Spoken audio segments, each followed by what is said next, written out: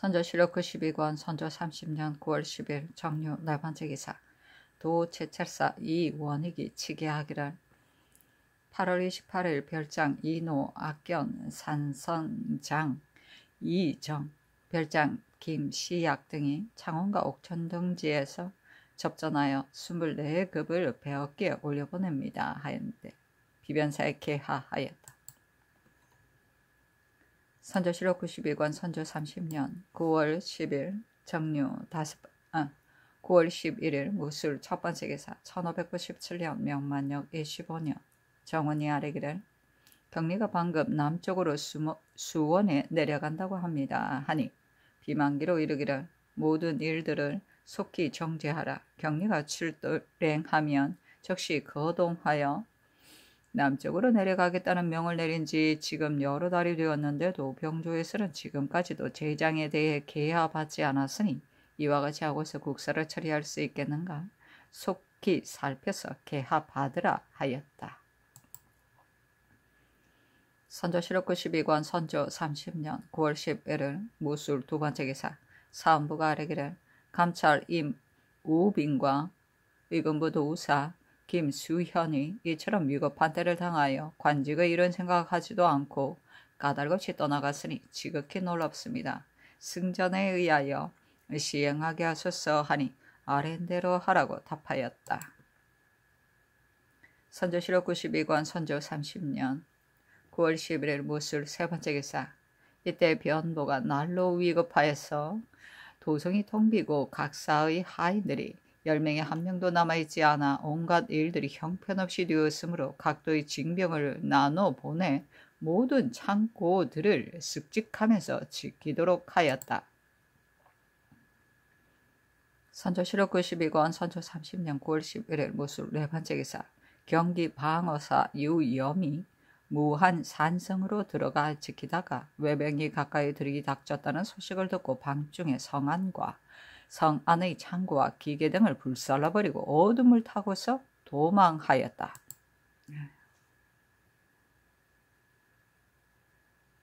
선조실록 92권 선조 30년 9월 11일 무술 다섯 번째 기사 정원에 전교하였다.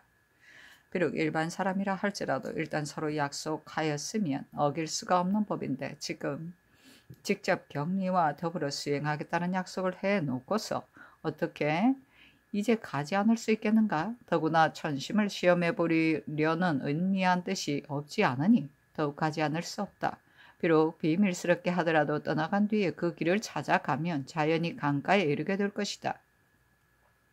이는 경리가 한강으로 오라고 말하였기 때문이다.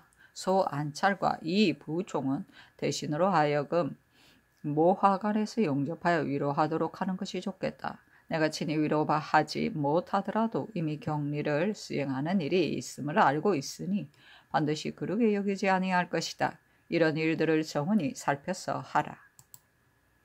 선조실록 92권 선조 30년 9월 11일 무술 여섯 번째 기사 정원에 전교하였다. 원래 어리석고 겁이 많은 백성들이라 뜻밖에 거둥하게 되면 내가 아주 떠나는 것으로 여길까 염려스럽다. 도중에서 백성들을 만나게 되면 지금 비록 강가로 가지만 오래지 않아 돌아온다는 뜻으로 말 앞에서 친히 휴유하고자 하는데 어떻겠는가. 선조실록 92권 선조 30년 9월 11일 무술 일곱 번째 기사 상이 별전에 나아가 이 부총을 이름은 이 방춘이다. 접견하였다. 선조실록 92권 선조 30년 9월 11일 무술 여덟 번째 기사 비변사가 아뢰기를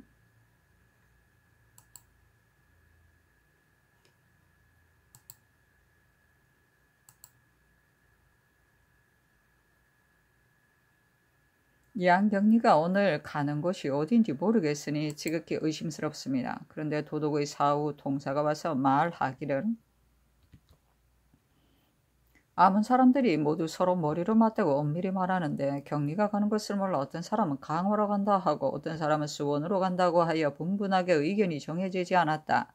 그런데 내가 우연히 휘장뒤에서 연방이 쓴 당보를 비밀히 보았더니 임해군의 가속 및 배신의 처자가 모두 성 밖으로 몰래 빠져나갔고 또 이달 9일 이경에 국왕의 군권과 세자도 모두 몰래 성을 빠져나가 성안이 온통 비었으며 국왕도 장차 떠날 것이다. 이곳에는 양향이 다 떨어져 16경이 오더라도 어떻게 할 수가 없기 때문에 이미 정지하도록 하였는데 이곳에 머무르기 불편하다고 하였다. 대의는 이와 같은데 나머지는 자세히 알 수 없다. 이는 필시 성을 비운 죄를 우리나라에 전가시키고서 스스로 병사를 철수하려는 계책일 것이니 사세가 위급하여 지극히 마음이 아프고 안타깝다. 오늘 양경리가 만약 이동하게 되면 성 안의 민심이 더욱 믿을 곳이 없게 될 것이니 조금만 더 머물러 달라고 청원하는 뜻으로 백관들이 경리에게 글을 올려 간곡하게 말함으로써 정리하게 하고 또 16경에 대한 일은 비록 무익한 줄은 알지만 일시적으로 병난을 완화시키는 계책에는 해로울 것이 없다. 그가 지금 개성에 이르러 행차를 정지하고 있다고 하니 다시 분부할 것을 요청해야 한다 하였습니다. 특별히 제 신을 소안찰에게 보내 속히 선처할 방도를 강구하도록 간청하게 하소서. 이와 같이 하면 그이 주선할 수 있을 것입니다. 하니 전교하되 계사에 대해서는 아랜대로 하라. 그러나 이는 과중한 말이다. 만약 그렇다면 양경리가 수십 기만을 거느리고 몰래 나가겠는가 하고 이어 전교하기를 말을 그렇게 경솔히해서는 안 되는 것인데 미안스럽다. 16경이 역시 안 오는 것이 아니다. 오면 남대문 밖에서 우거할 것이라고 한다. 만약 그렇다면 경리가 수십 기만 거느리고 몰래 나갔겠는가. 이런 말을 경리 앞에서 하는 것은 미안스러우니 나의 생각에는 그만두는 것이 좋을 것 같다. 다시 의논해서 하도록 하라 하였다. 선조실록 92권 선조 30년 9월 11일 무술 9번째 기사. 양경리가 호조판서 김수유를 불러 말하였다. 당신 나라에서 양원을 구제한다고 하는데 군문의 제본에 죄주기를 청하였고 나도 역시 죄주기를 청하였으며 급사 중에도 역시 죄주기를 청하였다. 당신 나라에서 만약 구제한다면 말이 서로 어긋날 뿐만 아니라 제장들이 현재 병사를 철수하고자 하는 때에 이들이 필시 양원의 행위를 본받을 터인데 어떻게 할 작정인가. 선조실록 92권 선조 30년 9월 11일 무술 10번째 기사. 채찰사가 아뢰었다. 성안이 텅 비고 군사도 매우 적은데 포살수 800여 명이 이제 또 남쪽으로 내려가니 수위가 허술할 뿐만 아니라 각사의 쌀과 밀가루가 있는 곳의 하인들도 모두 도망하여 흩어져 버렸으니 몹시 염려스럽습니다. 이렇게 위태로와 인심이 안정되지 못한 때를 당해서는 모든 일을 마땅히 엄밀하게 했어야지 평상시와 동일하게 보아서는 안 됩니다. 양서의 징병으로 서울에 머물러 있는 자가 거의 4천여 명에 이르니 병조로 하여금 급속히 처리하여 행궁을 호위하게 하는 한편 병사를 나누어 쌀과 밀가루를 지키도록 하는 것이 지극히 마땅하겠습니다.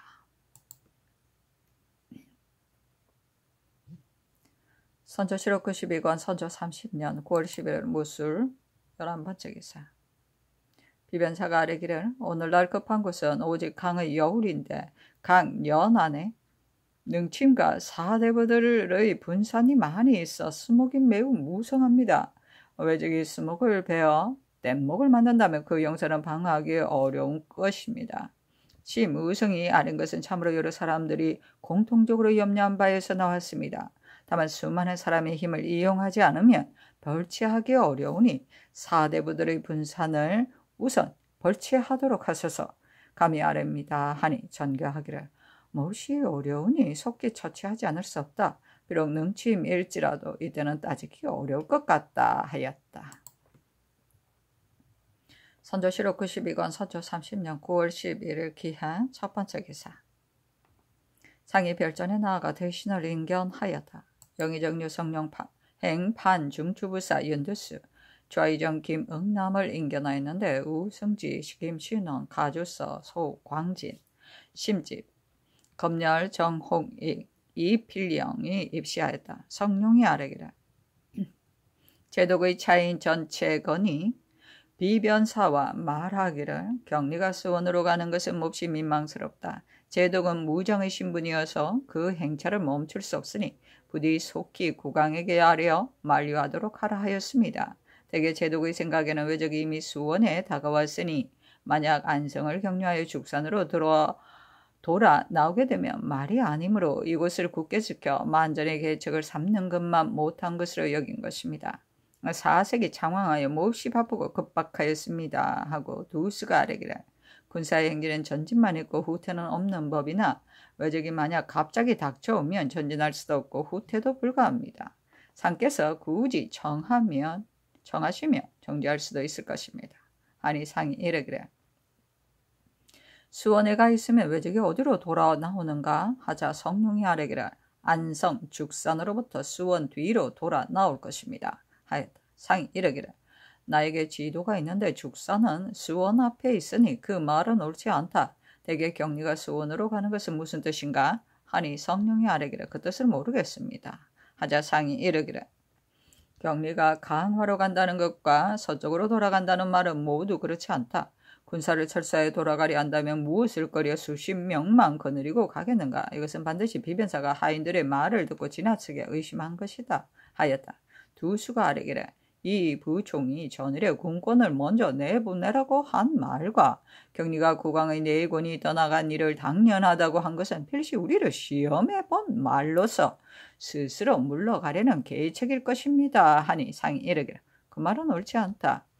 어찌 사람을 이렇게까지 의심할 수 있는가 하였다. 응남이 아뢰기를 오늘 격리가 수원으로 가는 것은 물러나 움츠려서는 안 된다는 뜻을 제장들에게 보여주려는 의도인 듯 싶습니다. 하고 성룡이 아뢰기를 왜적의 형세가 점점 핍박해 오는데 격리가 만약 수원에 갔다가 청황하게 물러오면 인심만 더욱 놀라게 될 것입니다. 하고 두스가 아뢰기를 상께서 강가에서 유숙하실 수는 없습니다. 다만 남대문 밖에서 격리를 전송하신 뒤에 모화관으로 가셔서 소 안차를 영접하여 위로하시는 것이 좋겠습니다. 하니 상이 이르기를 남대문 밖에서 격리를 전송하게만 할 수는 없다. 더구나 이미 서로 약속하였는데 중도에 그만두기는 어려울 듯하다. 그리고 격리가 나와 함께 가자고 요청한 것은 모두 나의 전심을 시험해 보려는 것이니 가지 않을 수 없다 하였다.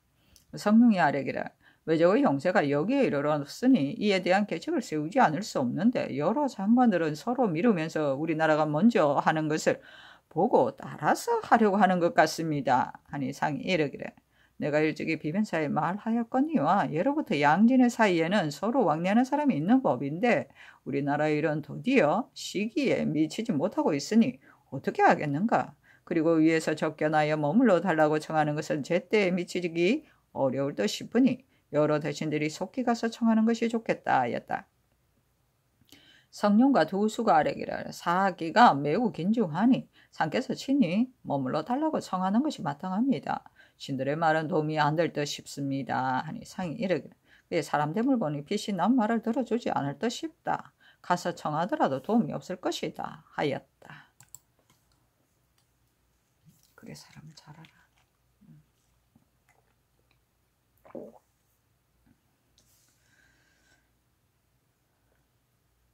선조실록 92권 선조 30년 9월 12일 기해 두 번째 기사 격리가 문을 닫고 행정을 꾸리면서 가는 것을 말하지 아니하니 어떤 사람은 강화로 간다고 하고 어떤 사람은 수원으로 간다고 하여 어떤 사람은 군사를 철수하여 서쪽으로 돌아간다고 하여 인심이 흉흉하고 두려워 어찌할 바를 알지 못하였다. 대신들이 청대하여 정지시키는 일을 의논하는데 끝날 무렵에 격리가 이미 말에 올랐다는 소식을 듣자 상이 바로 그둥하였다.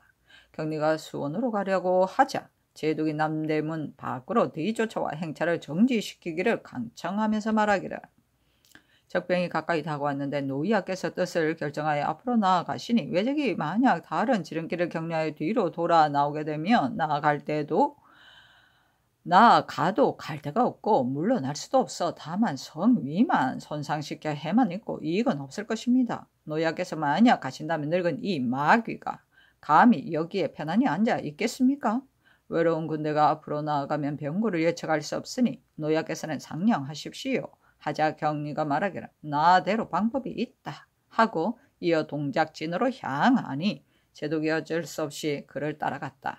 상이 뒤쫓아 둔지산에 이르자 경리가 사람을 보내 말하기를 국왕께서는 고취를 하지 말고 두세 배신만 거느리고 달려와 함께 이야기하기를 바랍니다 하니 상이 승지에게 이르기를 내가 일찍이 말하지 않았던가. 강화로 간다고 말하는 것은 잘못이다. 어찌 그럴 리가 있겠는가 하고 동작진 가로 달려가 경리 제독과 더불어 말을 나란히 하고 갔다. 임해군이 어가를 호종하여 뒤에 있었는데 마침 말이 거세게 날뛰어 경리의 앞으로 나가자 경리가 그를 앞으로 오도록 하고 묻기를 이 사람은 누구인가 하니 동관이 대답하기를 국왕의 아들 임해군입니다 하자 경리가 그대로 뒤따라 오도록 하였다. 강억이 부교에 도달하였는데 다리 노폭이 좁아 중국 병사로 꽉 메워져 사람이 통행할 수가 없으므로 시종한 신하와 호위한 관원들은 모두 뒤에 떨어지고 오직 선정관 정호, 유영서 및 내관 몇 사람만 호종하였다. 상이 경리 제독과 더불어 강을 건너 그쪽 산 능선으로 올라가니 제관들이 뒤따라 이르렀다. 경리와 제독이 수하의 군사 1,000여 기를 나눠보내 양쪽 산 봉우리에 대진을 치고 선회하면서 말을 달리게 하였는데 위세를 뽐내기 위해서인 듯 하였다. 이어 영의정류 성령 등을 불러 남쪽으로 내려갈 때 경리와는 도로의 원근을 물어보고 멀리 바라보면서 손가락으로 가리키며 말하기를 저기는 어느 곳인가 하자 대답하기를 바로 남한산성입니다 하자 다시 묻기를 그 지역에 군량과 기계가 있어 파수할 만합니까? 형세는 또 어떠합니까? 하고서 이어 휘하의 장관으로 하여금 찬획사 한중겸을 대동하고 군병 양초 기계 및 산성의 형세가 유리한지의 여부를 조사하여 돌아와 보고하도록 하였다. 한동안 머무르다가 도로 산에서 내려와 강을 건너 동작진 이쪽에 이르러 경리가 상 및 제독과 더불어 말에서 내려 앉았다. 경리가 말하기를 임해군을 불러와 함께 앉아 이야기했으면 합니다 하니 상이 그러할 수 없다고 사양하였으나 경리가 강청함으로 상이 들어와 참석하도록 명하였다.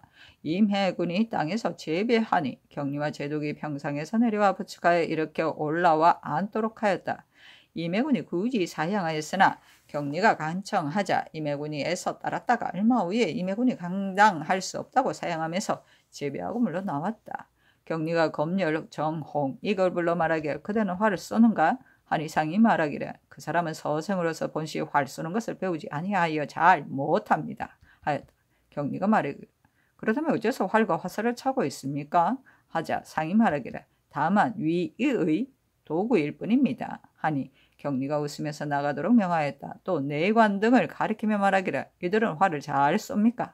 하자 상이 말하기를 조금은 쏠 줄 알고 있습니다 하니 경리가 관역을 설치하도록 하여 중국 사람과 우리나라 사람들이 활 쏘기를 겨누도록 하였다. 경리가 우리나라 사람의 활 쏘는 법을 보고 말하기를 아주 좋습니다. 중국 병사는 화살의 힘이 강력하지 못한데 귀국은 화살을 발사하는 것이 용맹스럽고 날카롭습니다. 이와 같은데 어찌 외적을 두려워할 것이 있겠습니까? 하고 이어 묻기를 남방 사람들도 이처럼 잘 쏩니까? 하니 상이 말하기를 그렇습니다 하였다. 경리가 말하기를 이처럼 활을 잘 쏘면서 어떻게 외적으로 하여금 마구 쳐들어오도록 하였습니까? 하니 상이 말하기를 평소에 싸움을 연습하지 않았기 때문에 겁부터 내어 이 지경에 이른 것입니다 하자 경리가 말하기를 담력을 크게 길러야 하겠습니다 하였다. 활쏘기가 끝나자 각각 은전을 차등있게 주었다. 또 중국 병사로 하여금 호준포를 강가에서 쏘도록 하였는데 호각을 한번 물자 각각 포 한 발씩을 쏘니 소리가 천지를 진동하였다. 이에 경리가 말하기를 이것은 어떻습니까? 상이 말하기를 오늘에 이르러 중국의 웅장한 위력을 보니 외적중이야 평정할 것도 없겠습니다. 매우 다행스럽습니다. 하니 경리가 말하기를 만약 이러한 포를 이쪽 강가에 많이 설치해 놓으면 외적이 어떻게 감히 건널 수 있겠습니까? 하였다. 날이 저물자 상이 경리 제독과 더불어 앞뒤로 성 안으로 들어왔다. 이날 상이 도로에서 호곡하면서 상이 서쪽으로 거둥할까 두려워하는 백성들을 만날 때마다 바로 친히 휴유하기를 내가 중국 장수를 따라 강가에까지 갔다가 올 것이니 너희 백성들은 내가 떠나가 돌아오지 않을 것을 염려하지 말고 각각 생업에 안정하라 하니 그 말을 듣고 서로 조아리며 감격하여 울지 않은 백성이 없었다. 이때에 여러 장관들이 왜적의 경보가 몹시 급박함을 듣고 군세가 외롭고 약하다고 핑계하면서 모두 철수하려고 돌아가려고 하였으므로 격리가 물러나 움츠려서는 안 된다는 뜻을 보여준 것이다. 선조실록 92권 선조 30년 9월 12일 기의 세 번째 기사. 사헌부가 아뢰기를 국가는 종묘와 사직을 위주로 하는 것으로 종묘와 사직이 옮겨지면 국가가 없어지게 되는 것입니다. 그런데 동궁이 종묘와 사직을 받들고 떠나갔으니 이것은 고금이 없는 큰 변입니다. 지금 삼가 듣건대 동궁을 소환시키었다고 하는데 종묘와 사직은 아직 봉안하라는 명이 없으시니 모르겠습니다만 장차 종묘와 사직을 대신에게 맡기시려 하는 것입니까? 동궁이 호종하고 간 것도 이미 대단한 신뢰가 되는 것인데 대신이 받들고서 장차 어디 안치할 것입니까? 상상께서 여기에 계시니 종묘와 사직을 하루라도 박혀둘 수 없습니다. 속히 봉환하도록 명하소서 하니 답하기를 지금 어떻게 도로 받들고 오겠는가? 어려울 것 같다 하였다. 선조실록 92권 선조 30년 9월 12일 기해 네 번째 기사. 이 지원을 사가는 정언으로 신유를 성중원 주소로 삼았다. 선조실록 92권 선조 30년 9월 12일 기해 다섯 번째 기사. 충청병사 이시언이 외적과 회덕에서 싸워 70여 급을 배웠다. 선조실록 92권 선조 30년 9월 13일 경자 첫 번째 기사. 정원이 아뢰기를 그늘의 하인들이 모두 도망가 흩어져 버려 시위하는 근장도 부족하고 연시하는 근장도 충분히 구비되지 못하였으며 시기도 또한 한급합니다. 그러니 이후로는 당분간 연을 타지 마시고 소여로 거동하시는 것이 어떻겠습니까? 하니 아랜대로 하라고 전교하였다.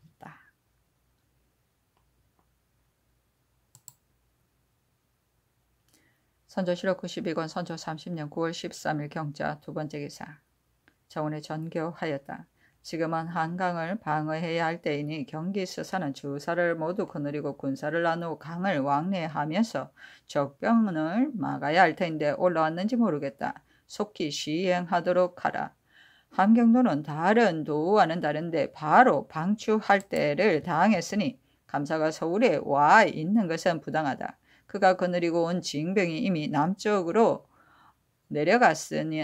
갔거나 혹은 이미 여우를 지키고 있으니 감사는 별로 할 만한 일이 없다. 속히 도로 내려보내 본도의 일을 조치하도록 비변사에 말하라.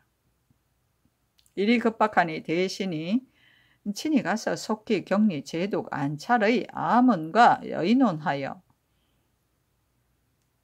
변사를 보내 병난을 완화시키는 계책을 쓰도록 하라. 더구나 외적이 먼저 스스로 강화하자고 요청했으니 믿을 수는 없다고 하더라도 이 기회를 이용하지 않을 수 없다. 비변사는 어찌하여 속히 서두르지 않는가. 선조실록 92권 선조 30년 9월 13일 경자 세 번째 기사. 사헌부가 아뢰기를 신들이 삼가 성비를 보건대 종묘와 사직을 도로 받들고 돌아오는 것은 어려울 것 같다고 하셨으니 신들은 몹시 의혹스럽습니다. 국가는 종묘와 사직을 위주로 하는 것이니 참으로 외방에 봉안할 수 없습니다. 동궁은 이미 소환하셨다면 종묘와 사직을 봉양하는 일은 결코 대신이 할 바가 아닙니다. 그런데 어찌 받들고 오는 것을 어렵게 여겨 봉안해서는 안 될 지역에 그대로 봉안하십니까? 속히 받들고 돌아오도록 명하소서. 중전께서 서쪽으로 거동하실 때 응당 호위하는 관원이 부족하지 않았는데도 임시 관원을 차출하기도 하고 가서는 안 될 사람이 자송되기도 하였으며 심지어는 분주하게 청탁하여 간 사람도 있었습니다. 따라서 양서에 피해를 끼칠 뿐만 아니라 서울의 경우 도리어 백간이 모양을 이루지 못하고 있으니 지극히 한심스럽습니다. 제신이하로 마땅히 호종해야 할 사람 이외에는 이조와 병주로 하여금 일체 도태하여 돌아오도록 하게 하소서. 훈련도감을 특별히 설치하여 5, 6년 동안 군사들을 훈련시킨 것은 다만 오늘날 쓰기 위한 것인데 내정께서 서쪽으로 거동하실 때 호위한다고 핑계하여 권의 숫자가 무려 250여 명에 이르고 있습니다. 호위하는 군사는 이미 본도에서 조발한 것이 있는데 어찌 꼭 전쟁에 나갈 병사를 많이 보낼 필요가 있겠습니까? 물정이 놀라고 분개하지 않은 이가 없으니 도감이 차지 당상과 낭청을 모두 파직시키고 초군은 속히 불러 들어오도록 하여 전쟁의 쓰임에 대비하도록 하소서.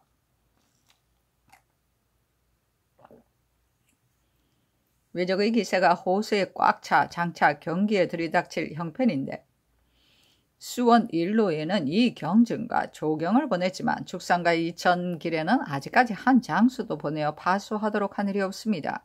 외적이 어디로 향할지 알 수 없고 상류를 방하는 것도 믿을 데가 없으므로 앞으로 이를 말할 수 없으니 비변사로 하여금 급히 조치하도록 하소서. 제도에서 징집한 병사는 본래 적을 방어하는 데 쓰기 위한 것입니다. 요사이 사도의 군사들이 모두 성 안에 모였는데도 비변사는 그들을 운용할 줄 몰라 병사들을 보내 무찌르는 일을 모르는 채 하고 있으며 병조는 그저 꼴을 베고 쇠마는 따위의 일에만 종사하도록 하고 있습니다. 따라서 군정이 일제히 붕괴하고 원망하는 소리가 길에 가득하여 외적이 이르기도 전에 인심이 먼저 무너졌으니 혈기가 있는 사람들은 통탄해야 하지 않는 이가 없습니다. 비변사 유사당상과 병조당상을 모두 추구하도록 하소서 하니 답하기를 종묘 사직에 대한 일은 이미 의논해서 처리한 것이다. 조군에 대한 일은 그 자세한 곡절은 모르겠지만 이미 호위하라고 보냈으니 지금 불러 돌아오게 할 수는 없다. 나머지는 아랜대로 하라 하였다. 선조실록 92권 선조 30년 9월 13일 경자 네 번째 기사 사관원이 아뢰기를 왕세자를 소환하는 것은 그 일이 지극히 중요하니 근신을 특별히 보내 상의 명령을 세자에게 직접 전하도록 했어야 합니다. 그런데 배행하는 대신에게만 유지를 내렸으니 사체가 지극히 미안스럽습니다. 특별히 근신을 보내 소명을 전하도록 하소서. 동궁이 종묘와 사직을 받들고 간 것이 비록 권도에서 나온 것이지만 지극히 미안스러운 일이었습니다. 이제 동궁이 장차 돌아오게 되었는데 중전을 시위한 대신을 제조라고 칭하여 그로 하여금 종묘사직을 받들고 가도록 하였으니 이는 실리 한중에 또 실리한 것입니다. 속히 받들고 돌아오도록 명하소서. 직산의 외적은 앞에서 중국 병사가 가로막고 있으므로 쉽사리 진격할 수 없으니 형세상 반드시 양성과 안성을 격려하여 양지와 죽산의 무인지경으로 나올 것은 어리석은 자라도 알 수 있는 것입니다. 일단 죽산으로 나와서 용인의 큰 길을 격려하여 곧장 서울로 향하게 되면 그 중간에 한 군데도 방하는 곳이 없으니 양지와 죽산이야말로 실로 오늘의 날의 요충지라 하겠습니다.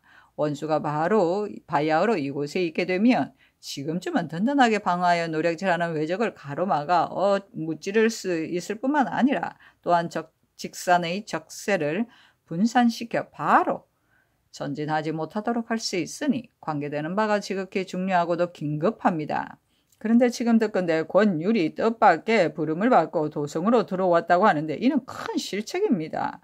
속히 돌려보내 양지와 죽산 등의 길을 파수하는 일을 전적으로 임하소서 하니 이미 처분하였다고 답하였다.